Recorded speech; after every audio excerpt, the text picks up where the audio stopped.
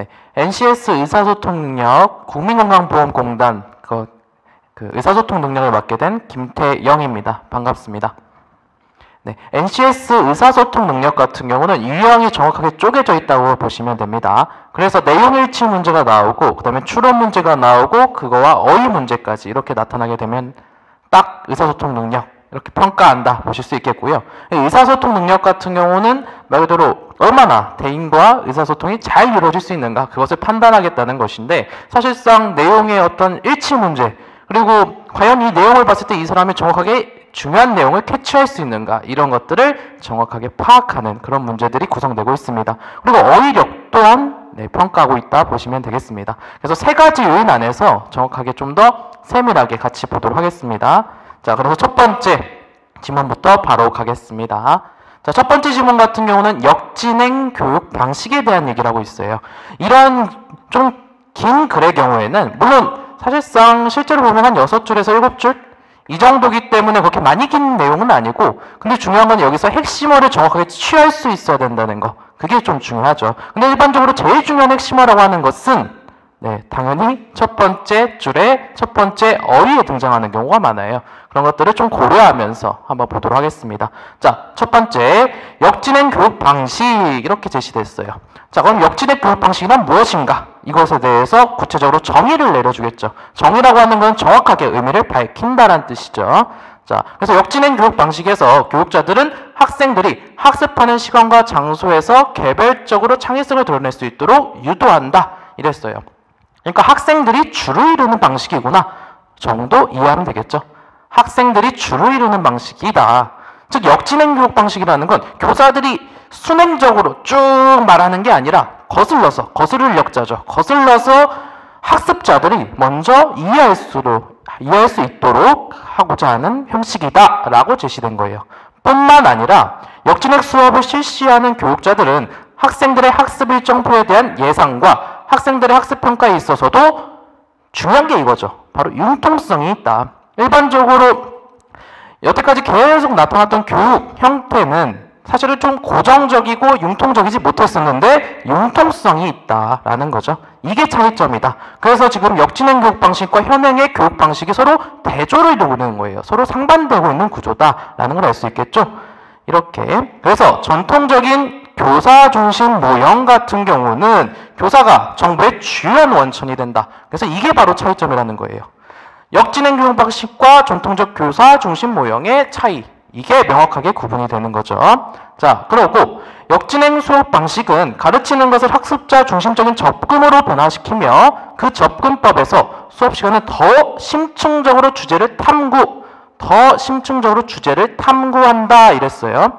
그러니까 이게 중요한 것은 전통적인 교육 방식이 아니라 학습자 중심의 교육 방식이기 때문에 학습자들만 하는 거면 뭐야 별로 중요한 내용들은 잘 못하겠네 애들이 이렇게 이해할 수 있는데 그렇지 않고 주제를 오히려 더 심층적으로 심층이라는 건 깊이 층을 판다는 뜻이죠. 오히려 더 깊이 이해할 수 있게끔 만들어준다라는 얘기예요. 그래서 이것과 관련된 내용일치 문제 갑니다. 자, 1번 전통적인 학습법은 교육자 중심 맞죠? 교육자 중심이라 얘기했었고 두 번째 역진행 교육 방식은 학습자 중심이다. 학습자의 능동적, 융통적 서로 딱 라인이 잡히게 되죠. 그 다음 세 번째 역진행 교육 방식의 평가는 정통적인 학습법에 비해 유연하다, 융통적이다, 유연하다 똑같은 말, 능동적이다 똑같은 말이에요. 사실상 2번과 3번은 똑같은 이야기 반복하고 있는 겁니다. 그 다음에 4번 당연히 이놈이 답이 될 것인데 역진행 교육 방식은 제한된 정보 내에서 학습자들이 탐구하도록 만든다 이랬어요. 제한되어 있다? 아니죠. 제한되어 있는 것이 아니라 오히려 더 많은 주제를 가지고 심층적으로 탐구한다고 얘기했기 때문에 답은 4번이 되겠습니다. 자, 이렇게 첫 번째 문제 간 겁니다. 자, 그 다음 두 번째 문제 가도록 하겠습니다. 네, 지우고 가도록 하겠습니다. 자, 두 번째 문제 같은 경우는 티크와 관련된 얘기를 하고 있네요. 이 티크라는 소재가 등장했다는 거 체크하고 가면 됩니다. 티크는 이렇게 나와 있고 여기서 또 중요한 것은 내용을 통해 알 수 있는 사실이 아닌 것 거의 대부분이 내용일치 문제구나 라는 걸 잡을 수 있겠죠. 내용일치 문제. 내용일치 문제 같은 경우는 이 내용이 이 내용인가 아닌가를 정확하게 파악하면 되는데 이런 문제 같은 경우는 그대로 내용이 똑같이 붕 빠지는 경우도 있을 수 있어요. 100% 그냥 여기에 있는 지문을 문장을 그대로 여기다 때려 박을 수도 있지만 살짝 뒤바꿀 수도 있다는 거. 근데 뒤바꾸는 문제일 경우 빠른 시간에 푸는 게 바로 이 NCS의 특징이기 때문에 국민건강보험공단의 시험의 특징이기 때문에 사실상 조심해야 되는 부분이죠. 말을 살짝 꼬았을 때 그것을 빨리 캐치해서 이해할 수 있어야 된다는 얘기입니다. 자, 그래서 가겠습니다. 자, 티크는 가장 비싼 열대지방의 경제 중 하나이다 이랬어요. 뭐 경제는 무슨 말이야? 라고 이제 의문이 제기가 되겠죠. 자, 그랬을 때 이 경제에 대해서 또 마찬가지로 정의를 내려줍니다. 정확한 의미를 무조건 이렇게 나타나게끔 되어 있어요. 정의를 정확하게 파악할 수 있어야 사실상 이 글이 이해가 가겠죠. 그래서 일반적으로 첫 번째 어휘가 딱 중요한 게 등장을 하면 그 밑에는 무조건 그거에 대한 정확한 의미를 살려주게 되어 있습니다. 그 정의를 파악하는 겁니다. 그래서 경제는 화렵수에서 얻은 단단한 목재. 별거 아니네요. 화렵수에서 얻은 단단한 목재다 이렇게 얘기했어요. 그냥 목재에 대한 정보를 제공해주고 있죠. 이 정도. 티크는 매년 건기를 필요로 하는 낙엽수 종이어서 전형적인 열대우림에서는 발견되지 않는다. 자, 이건 그냥 정보죠. 정보. 전형적인 열대우림에서는 발견되지 않는다. 근데 이런 거 같은 경우 그냥 간단한 정보지만 이런 거 같은 경우는 사실 사람들이 이거 일주일 읽다 보면 금방 까먹는 내용들이죠.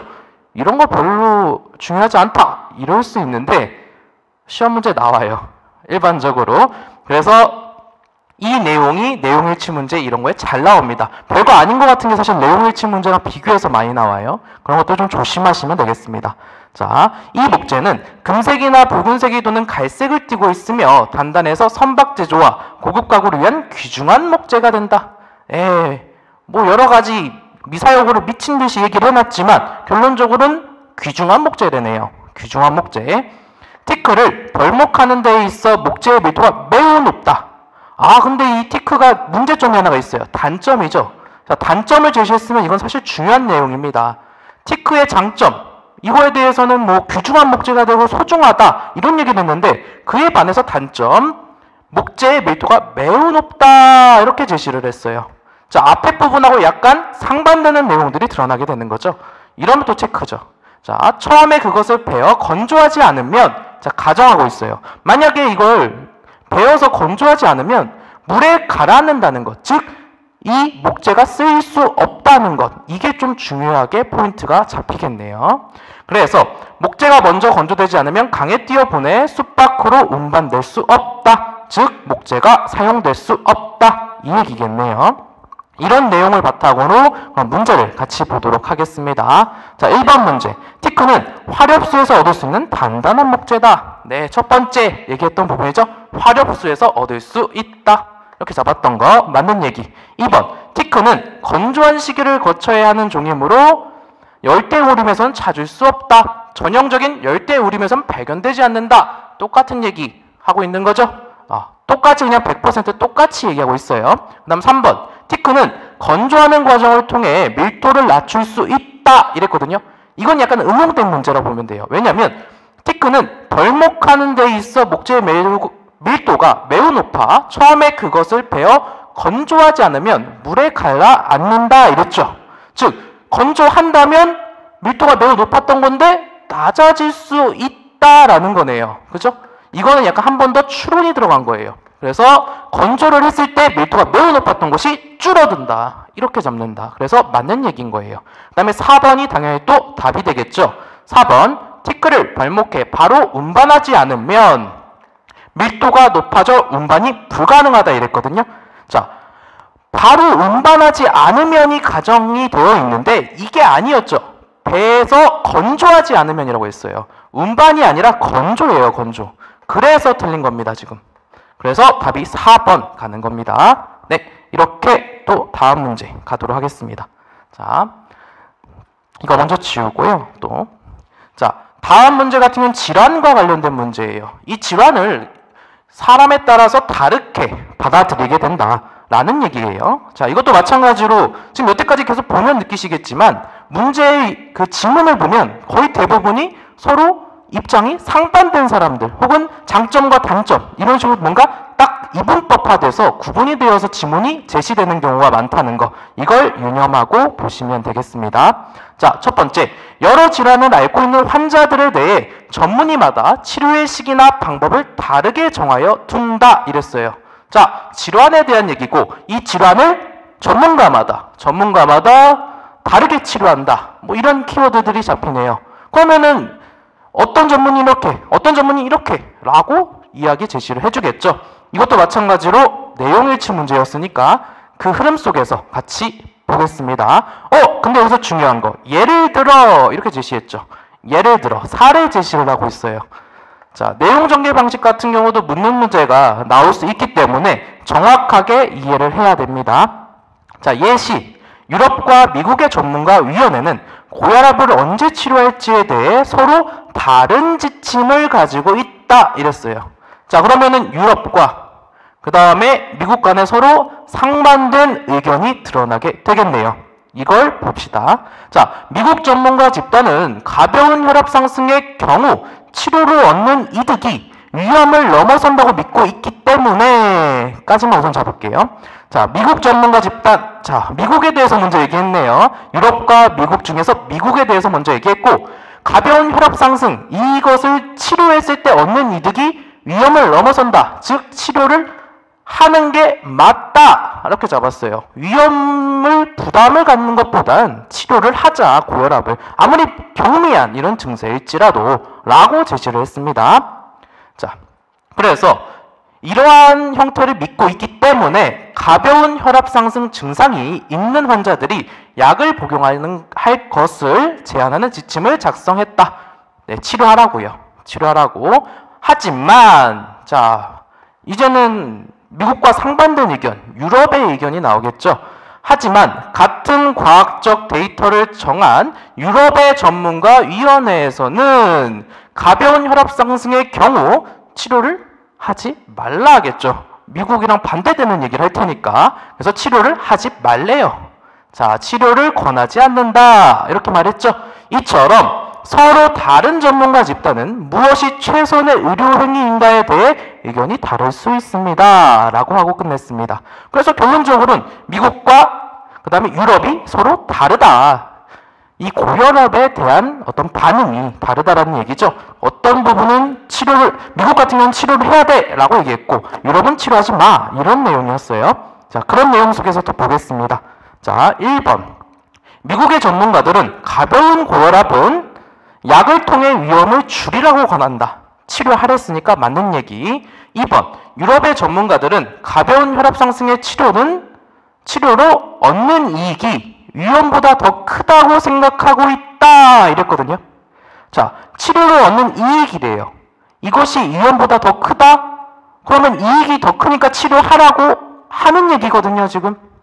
그럼 아니죠. 유럽은 아까 잡았지만 치료하지 마라 라고 얘기했었죠. 그렇기 때문에 이거는 오히려 미국의 입장이죠. 미국의 입장. 자, 미국 전문가들의 입장이 되겠고 유럽 전문가들은 반대하는 입장이었어요. 그래서 답은 2번 갑니다. 이렇게 가고 3번. 같은 질병을 앓고 있더라도 어느 곳에서 치료를 받는가에 따라 치료 방법이 달라질 수 있다. 맞죠? 4번. 가벼운 혈압 상승이 발생하는 환자의 경우 유럽에서는 약을 복용하는 치료를 받게 되지 않는다. 유럽은 치료하지 말라 했으니까요. 예, 흐름이 이렇게 이어가는 겁니다. 그냥 중요한 포인트만 잡으시면 돼요. 유럽 치료하지 마라. 미국 치료해라. 이랬잖아요. 그럼 그거 안에서 문제를 풀면 사실 쉽게 파악되는 문제입니다. 그러니까 이런 문제를 푸실 경우에는 일반적으로 정확한 핵심만 딱딱 집어서 문제를 푸셔야지 중요한 정보가 아닌 것들을 미친 듯이 다 정리하고 있으면 사실 시간이 너무 부족해서 위험해질 수 있겠죠. 예, 그런 부분들이 있다. 자, 다음 갑니다. 자, 다음 문제 같은 경우는 제목을 추론하는 문제네요. 제목을 추론하고 그 다음에 이 빈칸에 들어갈 말은 무엇인가? 이 두 가지 유형이 같이 들어가 있습니다. 자, 제목을 추론하는 것 그리고 빈칸에 들어갈 말을 찾는 것 이것도 일반적으로 많이 나오는 유형이고요. 사실 글의 제목을 추론하는 것은 내용일치 문제보단 사실 쉽겠죠. 중요한 내용 하나만 딱 잡으면 되는 거니까. 그리고 이 빈칸 넣는 것 같은 경우는 사실상 흐름 안에서 문제를 봐도 되는 거라서 전체의 지문을 완벽하게 다 이해하지 못했더라도 쉽게 풀 수 있는 문제입니다. 자, 가겠습니다. 오늘날의 소비자들은, 자, 소비자들이 소재가 되겠죠? 이 이야기의 소재가 될 거예요. 오늘날의 소비자들은 적정한 가격에 괜찮은 제품을 찾고 있는 것만이 아니다. 자, 굳이 가격이 너무 싸거나 아니면 적당하다고 해서 그 제품을 사는 것이 아니다 라는 거고, 자, 그들은 제품이나 서비스를 넘어서 그것을 제공하는 기업의 윤리까지 찾아보고 있다. 끝났네요. 기업의 윤리에 대해서 얘기하고자 하는 거네요. 네, 벌써 이미 얘기는 끝났어요. 기업의 윤리, 이게 핵심이네요. 자, 기업의 윤리까지 살펴보고 있다. 소비자들의 이러한 전환은 그들이 물건을 구매하는 기업에 대한 관심에서 분명히 드러난다. 자, 구매할 때 기업의 관심이 분명히 드러난다 하고 있고, 소비자들은 기업의 노동관행, 환경정책, 사회적 책임 등에 대한 관심이 커져가고 있다. 또한 재무성과만이 아니라 사회적 그리고 환경적 결과와 영향을 기업이 제시하도록 요구하기도 한다. 고객들이 그들의 관심사를 상점에 대한 불매운동에서부터 기업에 대한 고소에 이르기까지 여러 방법으로 목소리를 내고 있기 때문에, 즉 무슨 말이냐면 기업이 윤리를 잘 지키지 못하고 있으면 소비자들은 완강하게 대처한다. 절대 기업이 기업 윤리를 어기지 않도록 소비자들은 심판한다. 이런 얘기를 하고 있는 거죠. 자, 기업은 그 압력에 대응해야 했다. 소비자의 압력에 대응해야 했다는 거고, 몇몇 다국적 기업은 최근 윤리적 소비자의 분노를 겪었으며, 네, 실제로 많은 이야기들이 있죠. 네. 말 그대로 다국적 기업들, 그런 기업들 같은 경우 현재 윤리적으로 문제가 돼가지고 소비자의 분노를 샀던 그런 사례들은 뉴스에서도 많이 보도되고 있는 사례죠. 자, 평판과 기업으로서의 존재를 보호하기 위해 재빨리 이 문제 같은 경우는 해결책, 대응 방안을 마련하고자 한다. 이런 느낌들이 나와야겠죠. 해결 방안, 이런 게 제시돼야겠죠. 해결 방안. 지금 기업 윤리, 이것에 대한 어떤 평판, 이런 것들이 계속 소비자들이 요구되고 있죠. 예를 들어 소비자들은 이 기업이 윤리적으로도 훌륭해야 된다고 생각하고 있는 거예요. 그렇기 때문에 그거에 대한 해결 방안, 대응책을 제시해야 했다. 윤리적 소비에 대한 중요성은 무시할 수 없는 추세이다. 윤리적 소비가 다음 몇십 년간 성장하는 세력으로 계속 존재할 것이므로 기업들은 이 추세를 잘 이해하고 대처하려고 노력해야 할 것이다. 라고 정리하고 끝난 겁니다. 네, 쭉 한번 읽어봤는데 이 구조를 좀 알아두셔야 돼서 제가 읽었거든요. 자, 보면은 소비자에 대해서 먼저 언급을 하고 그 다음에 기업의 윤리에 대해서 얘기했어요. 그러면서 기업의 윤리, 이것을 지켜야 하는 이유에 대해서 정확하게 제시를 해주고 있죠. 자, 소비자들이 이 기업에게 요구하는 것들이 있다. 그렇기 때문에 이런 식으로 소비자의 어떤 압력들, 이런 것들을 대응해야 한다. 이런 식으로 계속 원인과 그에 따른 결과, 이런 구조로 가고 있죠. 자, 이유와 그 다음에 따라서 기업이 해야 할 어떤 대응, 태도, 이런 것들을 제시하고 있기 때문에 이유와 그에 따른 해결 방안의 구조, 즉 다른 말로 얘기하면 문제 해결 구조의 구조를 갖고 있는 지문입니다. 그래서 이 내용 같은 경우는 일반적으로 기업이나 아니면 여러 가지 단체들에서 문제점으로 제시될 수 있는 어떤 사례들을 이 지문에다 정리하고 그 다음에 그에 따라서 여러분들은 과연 이런 상황에서 어떤 해결 방안을 줄 수 있는가? 라는 의문점을 제기하면서 빈칸 추론 문제로 같이 엮어서 낼 수도 있는 문제입니다. 지금 이 빈칸 추론 문제 같은 경우는 단순했지만 이 해결 방안을 제시해야겠다. 이거를 아예 그냥 해결 방안을 제시해봐라 라는 식으로 문제를 구성해서 1, 2, 3, 4번 이렇게 문제를 제시할 수도 있다는 거죠. 그래서 중요한 문제입니다. 네, 그렇게 보시고요. 그래서 글의 제목을 추론한 것으로 적절한 것. 자, 답은 바로 가겠습니다. 3번 윤리적 소비주의의 증가. 윤리적 소비주의, 즉 기업이 윤리를 지키고 있는지 아닌지를 판단하는 그런 형태가 증가하고 있다. 자, 다음 문제 같은 경우는 자, 빈칸에 들어갈 가장 적절한 단어는 대응책, 해결 방안, 대책이라 얘기했었고요. 적절하지 않은 거 찾는 거니까 답은 1번 잡아야겠죠. 미봉책. 자, 대응책이나 해결 방안, 대책은 똑같은 말이에요. 유사한 의미를 갖는 관계에 있는 단어들인데 미봉책이라는 건 뭐냐면 말 그대로 봉하는 거예요. 실이 막 미친 듯이 막 뭔가 되게 풀어져 헤쳐져 있어요. 그럼 그것을 살짝씩 그냥 빈틈이 보이지 않도록만 메꿔 놓는 것, 봉해 놓는 것. 이게 바로 미봉책이에요. 즉 언제 풀어 흐트러질지 모르는 방책이다 라는 뜻이죠. 그래서 답이 1번. 완전히 이건 잘못된 거죠. 미봉책을 사용하는 결과 결국은 기업은 망하겠죠. 미봉책을 쓰면 절대 안 되는 거죠. 자, 그래서 답이 1번 이렇게 가겠습니다. 네, 이렇게 가면 될 것 같고 그 다음에 쭉 이제부터는 빈칸 추론 문제 쭉 나올 거고요. 그 다음에 마찬가지로 제목과 관련된 얘기 계속 쭉 나옵니다. 그래서 다음 문제 가겠습니다. 우리는 기업의 시대에 살고 있다. 자, 기회 시대에 살고 있다 이랬죠? 기회의 시대. 과연 어떤 기회인가? 이것도 한번 체크해 봐야겠네요. 기회라는 포인트. 만일 누군가가 야망, 추진력, 그리고 지성을 가지고 있다면 어디에서 시작을 했든지 상관없이 그는 자신이 선택한 직업에서 최고까지 오를 수 있다. 그래요. 뭐 최고까지 이제 기회를 다 제공할 수 있다. 즉 최고까지 오를 수 있도록 이제 사회에서 기회를 제공한다. 뭐 이런 얘기를 하고 있네요. 근데 바로 뒤에 나오죠. 하지만 자 다른 얘기를 하겠죠. 이제 기업에서 뭐 사회에서 기회를 제공해줘. 그런데 라고 나오는 거죠. 이런 기회는 항상 책임이 따른다 라고 나와 있죠. 요즘 회사는 지식 노동자들의 경력을 관리하지 않는다. 따라서 나왔네요. 따라서라는 이런 접속어가 나오면 중요한 포인트들이 잡히게 됩니다. 여태까지 얘기했던 것들을 정리해주는 인과관계의 접속어입니다. 원인과 결과의 관계. 정리해주는 거죠. 따라서 지식 노동자 각자가 자신의 삶과 생산성에 대해 끊임없이 연구하는 최고 경영자가 되어야 한다. 즉 기회를 다 갖고 살지만 이 기회를 얻기 위해서는 각각 다 책임을 가져야 된다라는 거죠. 그래서 개인이 경영자가 돼야 된다. 개인이 스스로 자신을 다스릴 수 있어야 된다라는 맥락이네요. 자, 다시 말해 직장 생활을 하는 동안에 우리 자신을 일에 계속 몰입하게 해 생산력을 높이는 것은 개인에게 달려 있다는 점. 개인에게 달려 있다 그랬죠? 모든 것은 다 개인에게 달려 있는 거예요.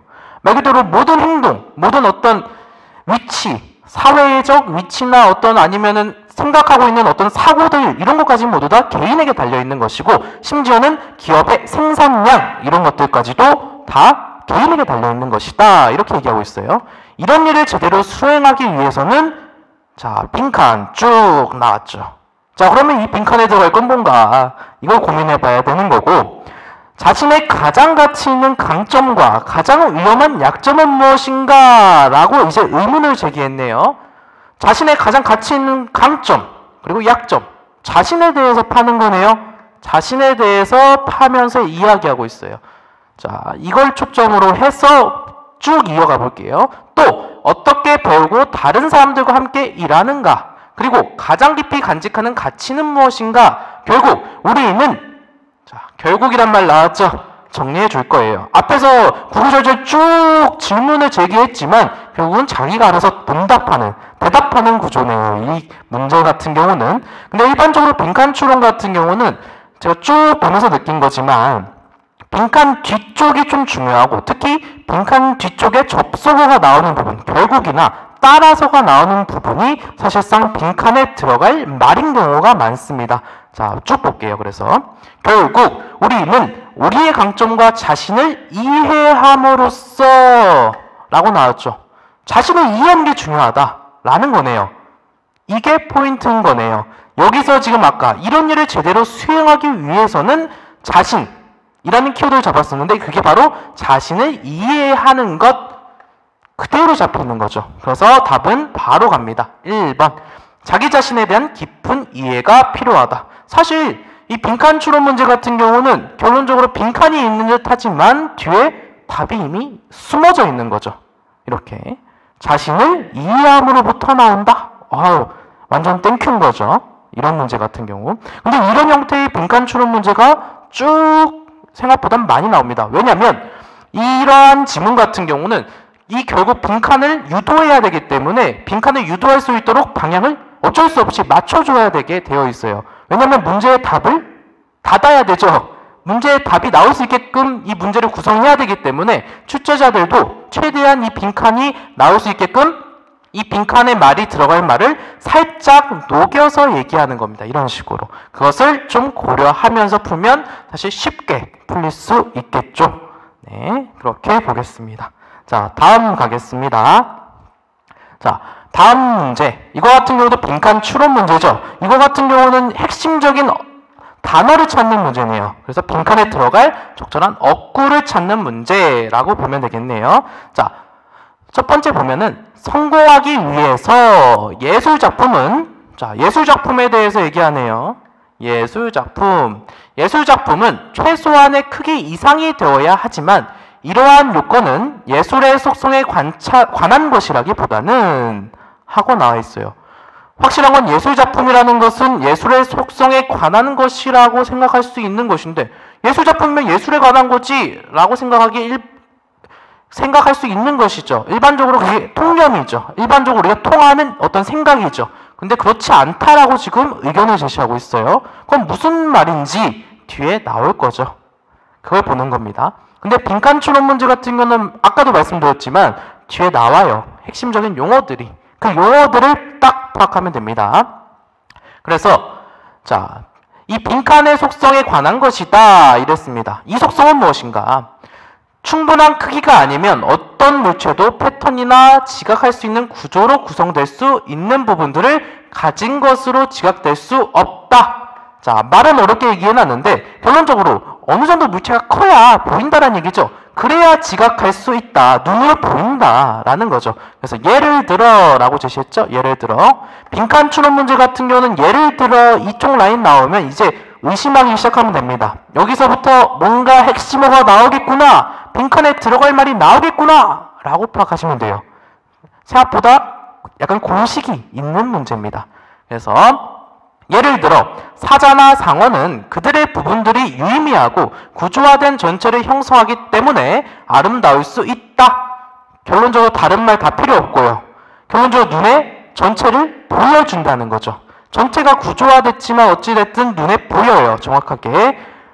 자, 있다. 하지만 벼룩은 하찮고 불쾌한 동물이어서가 아니라 육안으로 유의미하게 구성할 수 있는 부분들이 지각하기에는 너무 미세하다라고 나왔죠. 결론적으로 예술이라고 하는 것은 그러니까 말 그대로 눈에 보여야 된다는 거예요. 육안으로 보여야 된다는 거죠. 육안이라는 건 눈으로 보여야 된다는 얘기죠. 눈으로 보이지 않으면 아무리 아름다운들, 아무리 예쁜들 눈에 뵈야 뭔가 예쁘다, 안 예쁘다 할 수 있는 거 아니겠어요. 그죠? 그래서 지각이 중요하다. 이걸 얘기하는 거기 때문에 사실 이 내용을 봤을 때 바로 들어갈 수 있습니다. 인간의 지각기관, 지각기관 이렇게 잡으면 되겠습니다. 자, 이런 식으로 문제가 계속 사실상 숨어 있어요. 중요한 핵심들이. 용어들이 계속 나오잖아요. 지각, 육안 이런 용어들이 계속 나오면서 사실 답으로 유도해요. 문제를. 그래서 추론 문제 같은 경우, 빈칸에 집어넣는 문제 같은 경우는 이 사람이 나를 이런 식으로 끌고 가고 있구나. 이 지문이 나를 이런 식으로 끌고 가고 있구나. 이거를 인식하면서 들어가도 됩니다. 근데 좀 빨리 풀어야 되기 때문에 중요한 핵심어들을 빨리빨리 찾는 연습. 이거는 필요하겠죠. 자, 다음 같은 경우는 내용 추론 문제죠. 핵심적인 언어. 마찬가지로 이것도 같이 파악하면 됩니다. 내용 추론이든 단어 추론이든 결론적으로는 핵심적인 용어들은 이 내용 추론 안에 혹은 단어 추론 안에 딱딱 들어가게 되어 있기 때문에 이 두 가지를 정확하게 파악해서 문제를 풀면 사실상 답이 될 수 있습니다. 자, 그래서 다음 가보겠습니다. 자, 의식은 이렇게 의식은 이렇게 나왔죠. 이 의식 같은 경우는 우리가 인식하고 있는 그런 어떤 의식이다. 우리가 다른 사람을 인식할 때 그 의식 이런 느낌이겠네요. 뇌에서 구성되는 어떤 생각, 사고 이런 것들이라 볼 수 있겠네요. 자, 이 의식을 바탕으로 이야기하겠다. 뭐 쭉 나오는 거죠.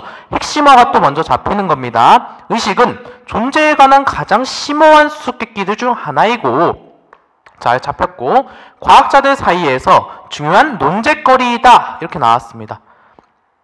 어떻게 뇌에서의 단순한 물리적 과정들이 주관적이고 의식적인 경험을 야기한다는 것일까? 여기까지 얘기했을 때 중요한 포인트가 나왔네요. 단순한 물리적 과정들이 어떻게 주관으로 이어지는 거야?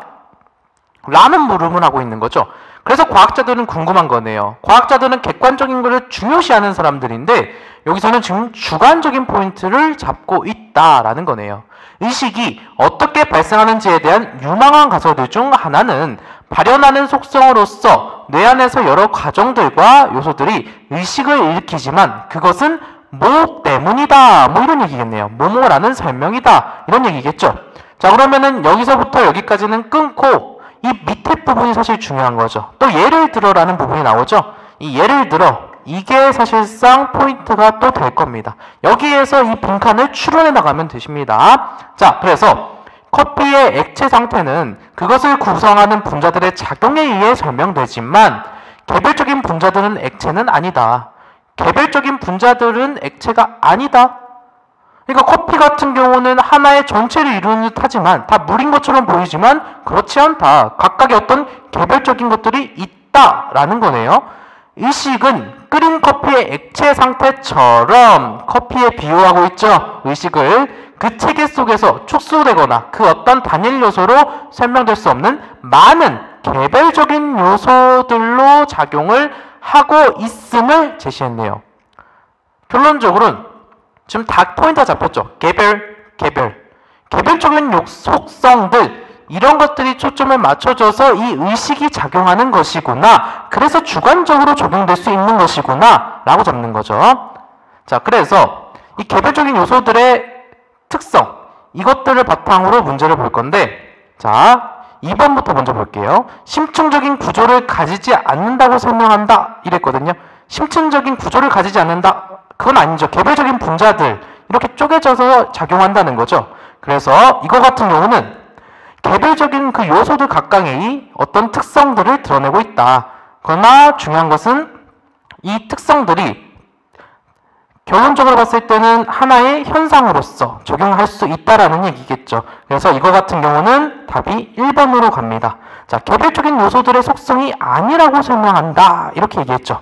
자, 이게 무슨 말이냐면 중요한 게 이런 포인트예요. 전체적인 어떤 커피 하나가 개별이 아니라 그 개별 속에 또 개별의 어떤 것들이 다 있다는 거죠. 얘가 개별이 아니고 각각의 숨어있는 또 하나의 어떤 특성들이 숨어있어 라는 거죠. 그래서 1대1로 대응되는 것이 아니라 이 안에 다르게 더 많이 세분화돼서 각각의 개별적인 요소들이 다 쪼개진다는 거예요. 분자별로. 그래서 답이 1번 이렇게 간 겁니다. 개별적이라는 용어들이 계속 반복되면서 답이 구성된 거죠. 이렇게 가면 되겠습니다. 자, 그리고 다음 문제 또 갈 건데, 자, 점차적으로 이제 빈칸 추론 문제는 끝나갑니다. 빈칸 추론 문제 같은 경우 끝나면 이제 고객과 관련된 이야기, 말 그대로 이제 공인인증서, 인터넷 뱅킹 이런 얘기들을 조금 이제 점차적으로 하게 될 겁니다. 자, 철학자들은 제시됐죠? 철학자들은 자, 요번엔 빈칸에 들어가는 건데 이 빈칸 같은 경우는 자, 비유적 표현을 집어넣으면 되는 거네요. 그러니까 유사한 속성을 우리가 유추해 봐야 되는 거죠. 그것을 추리해 보면서 가보겠습니다. 철학가들은 사람들이 서로를 이해할 때 사용하는 과정에 대해 오랫동안 논쟁을 해왔다. 일부 철학자들은 우리가 다른 사람들이 어떻게 행동할 것인지에 대해 가설을 생각해내고 그리고 나서 그 가설들을 우리가 시시각각으로 관찰하는 증거에 대해 검증한다고 설명한다. 자, 관찰하는 증거에 대해 설명한다 라고 얘기했죠. 관찰, 검증 이 두 가지 포인트가 잡히네요. 실험을 관찰하고 그것을 계속 검증해 나가는 과정이 바로 이 철학자들의 생각이었다. 이 가설의 입증 방법이었다라는 거죠. 이 이론에 따르면 사람들은 끊임없이 증거를 따져보고 이것이 과연 맞아? 아니야? 맞아? 아니야? 따져보고 설명을 검증하는 사람으로서 마치 뭐예요? 이것이 맞는지 아닌지를 정확하게 계속 실험해보는 것처럼, 즉 이 사람이 이런 행동을 했는데 이게 맞는 행동인가? 이런 것들을 실험해보는 것처럼 정확하게 좀 관찰해보는 것처럼 뭔가 과학자의 역할을 하고 있구나 바로 잡히는 거죠. 과학자 같은 존재로 생각한다. 하지만 요즘 대부분의 연구는 우리가 무의식적으로 다른 사람의 입장이 되어보고 우리 자신 안에서 그들이 경험하고 있는 것을 느낌으로써, 즉 이거죠. 요즘은 우리 자신 안에서 그들이 경험하고 있는 것을 느낌으로써 다른 사람이 느끼고 있는 것을 이해한다라는 이 문장, 이것이 사실은 여기에 또 빈칸에 들어갈 말이 되겠네요. 지금 무슨 말이냐면 자, 두 가지로 쪼개지는 거예요. 여기 같은 경우는 과학적인 입장인 거죠. 물론 과학자의 비유에 따라 얘기한 거고 철학자들이 이 가설을 검증할 때는 과학적인 어떤 검증법처럼 어떤 관찰과 검증이 이루어지고 있는데 반면 현대 우리 사람들 같은 경우는 우리 자신 안에서 그들이 경험하고 있는 것을 다른 사람에게 느끼는 것과 같이 이해한다. 이거를 역지사지라고 하기도 하죠. 다른 사람의 마음, 다른 사람의 태도, 행동을 우리가 느끼는 것처럼 이해한다라는 거죠. 이런 행동을 보일 수 있는 존재는 배우 이렇게 되겠죠. 다른 사람의 어떤 감정이나 역할을 스스로 한번 겪어보는 거 혹은 한번 감정이입해보는 거 이렇게 두 가지가 잡혀서 답은 2번 이렇게 갔습니다. 이런 문제 같은 경우는 비유적 표현이기 때문에 이 배우와 이 이야기 그 다음에 이 과학자와 이 이야기 이게 서로 얼마나 관련성이 딱딱 맞아 떨어지는지 서로 얼마나 유사한 속성들이 있는지를 정확하게 이해해야만 풀 수 있는 문제라서 사실 의외로 이런 문제가 정답률이 낮겠죠. 아무래도 앞에 거 같은 경우는 핵심적인 용어들이 딱딱 등장했기 때문에 그렇게 막 엄청 어렵다 이런 느낌은 아니었는데 아까 문제 같은 경우는 우리가 좀 추리해 봐야 됐어요. 유사한 속성 과학자는 관찰 검증 배우 다른 사람의 어떤 감정이나 행동들을 연기 이런 것들 유사한 속성을 바탕으로 우리가 추리해 봐야 되기 때문에 어려웠다. 자, 다음 문제. 이번 문제가 사실상 인터넷 게시판과 관련된 이야기죠. 자, 한번 같이 보겠습니다. 자, 문제부터 볼게요. 규환은 P은행의 고객지원센터에서 근무 중이며 최근 홈페이지 개편을 통해 고객이 자주 질문하는 문의를 카테고리별로 재편성하는 업무를 맡게 됐다. 카테고리를 분류해봐라 라는 문제네요. 카테고리를 분류해봐 라는 문제. 자, 이 문제 같은 경우는 마찬가지로 중요한 핵심어들이 딱딱딱 있어요. 자, 홈페이지, 인터넷 뱅킹, 공인인증서, 로그인, 자동화기기 제휴 업무 각각 연결고리 될 수 있는 것들이 딱딱 정해지게 됩니다. 자, Q1부터 갈게요. Q1은 인터넷 뱅킹으로 계좌 이체를 했는데 전자확인증을 다시 출력할 수 있나요? 자, 인터넷 뱅킹에 대한 얘기 맞죠? 인터넷 뱅킹이네요. 바로 나오죠. 자, 두 번째. 인터넷 뱅킹 사용자 암호가 3회 오류 등록이 되었는데 어떻게 해제해야 하나요? 자, 인터넷 뱅킹에 물어봐야겠죠? 자, 인터넷 뱅킹이네요. 이것도. 다음에 세 번째. 기업용 인증서 발급 절차는 어떻게 되나요? 이랬어요.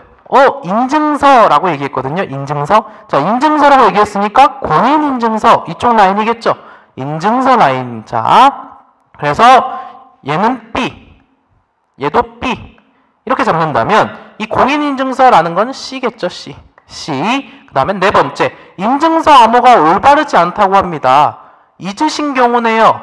자, 가정이 나오면 조심해야 돼요. 지금 인증서로 딱 찍으려고 했는데 보니까 인증서가 아니라 암호에 대해서 알아봐야 되는 거죠. 자, 암호에 대해서 알 수 있는 경우는 일반적으로 공인인증서를 통해서 검색해서 알 수 있는 게 아니라 알아봐야 되죠. 물어봐야 되는 거죠. 그렇기 때문에 자, 로그인 관련으로 가야 됩니다. 자, 로그인을 하려고 하는데 이 암호를 모르겠어요. 이 얘기잖아요, 결론적으로. 그래서 D로 갑니다. 조심해야 되겠죠. 인증서 나왔다고 무조건 인증서다 아니라고요. 그죠? 자, Q 5번. 인증서 관련 거래 시 페이지 오류 또는 스크립트 오류가 발생합니다 라고 했어요. 자, 인증서란 얘기가 또 나왔는데 중요한 건 뒤에가 핵심이죠. 인증서가 아니라 페이지 오류래요. 페이지 오류. 그리고 스크립트 오류라고 얘기하고 있어요. 페이지, 스크립트, 홈페이지 말하는 거죠. 홈페이지. 그래서 A 이렇게 잡아야겠죠. A. 자, 다음 Q 6번. 증권 전물 계좌 해지는 어디서 하나요? 계좌 해지에 관련된 얘기죠. 계좌 같은 경우는 자동화기기나 제휴 업무 라인. 그래서 2로 가겠네요. 2. 자, 다음 7번. 자동화기기 나왔네요. 자, 바로 자동화기기에서 연계계좌 이용 시 가끔 장애가 발생하는데 어떤 경우인가요? 물어봤으니까 이거 같은 경우는 네, 자동화기기에 대한 얘기죠. Q7번 같은 경우. 그래서 2로 갑니다. 2. 자, OTP 보정 오류가 발생했습니다. 어떻게 해야 될까요? 나왔네요. 자, OTP. OTP 같은 경우는 최근 들어서 확대된 시스템이죠. OTP 같은 경우는 공인인증서를 대체하는 어떤 좀 더 보안 시스템을 강화한 그런 개념이었어요. 그래서 OTP 같은 경우는 좀 더 구체적으로 들어가 봐야 되는데, 자, OTP 같은 경우는 인터넷 뱅킹 이쪽 라인에서 같이 들어가야겠죠. 공인인증서를 대체할 수 있는 인터넷의 뱅킹에서, 인터넷 은행에서 사용할 수 있는 암호화 시스템이 OTP였기 때문에 이거는 B로 갑니다. B. 공인인증서로 관련된 게 아니라 인터넷 뱅킹과 관련된 거죠. 그 다음에 Q 9번. 키보드 보안 프로그램의 오류와 해결 방안 안내 이랬죠. 키보드 보안 프로그램 이런 거 같은 경우는 키보드 보안 프로그램은 말 그대로 홈페이지를 들어갈 때 우리가 물어보게 되는 거죠. 자, 그래서 9번은 자, 홈페이지로 가야 됩니다. A로 갑니다. A. 자, A. 그 다음 Q 10번. 인증서 발급 이력을 확인하고 싶습니다. 이랬습니다. 인증서 발급 이력 이렇게 나와 있죠. 인증서 발급 이력 같은 경우는 인증서라는 말이 나와 있고 공인인증서에 대한 얘기니까 답은 C 이렇게 가겠네요. C. 자, 다음 11번. 사이트가 한쪽으로 몰려 보이거나 텍스트가 깨져 보입니다. 라고 했어요. 자, 이거 같은 경우는 홈페이지와 관련된 얘기죠. 사이트, 홈페이지. 자, 그래서 A 갑니다. A.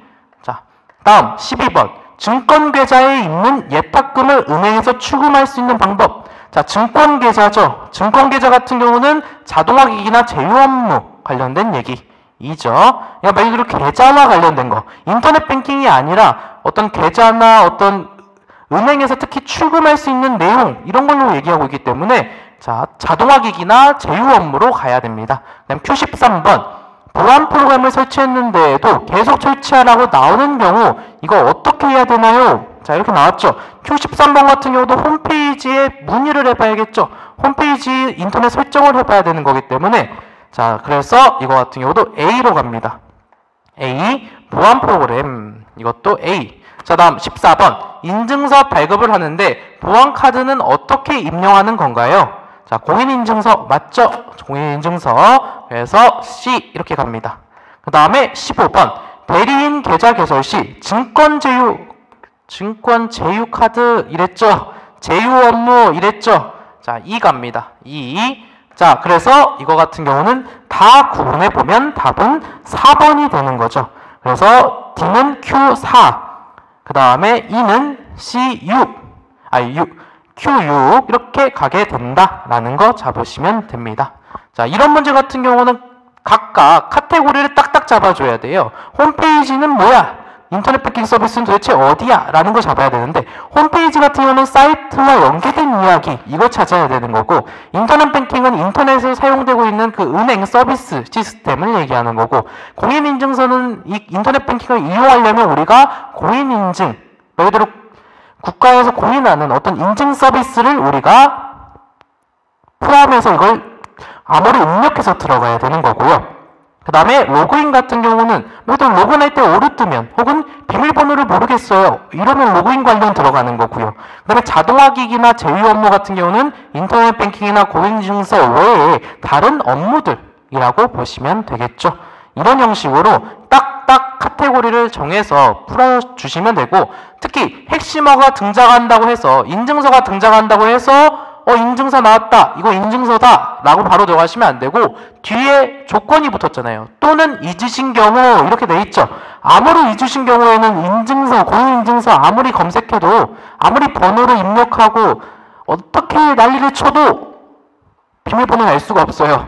이거는 물어봐야죠. 그죠? 공인인증서에서 해결할 수 없는 문제죠. 그래서 이게 답이 4번 됐다. 이 문제까지 해서 마무리하도록 하겠습니다. 네, 이 문제 같은 경우 카테고리를 딱딱 쪼개서 얘기를 하려고 했었죠. 그래서 그 카테고리 안에서 문제를 정확하게 취하시면 됩니다. 네, 마무리하도록 하겠습니다.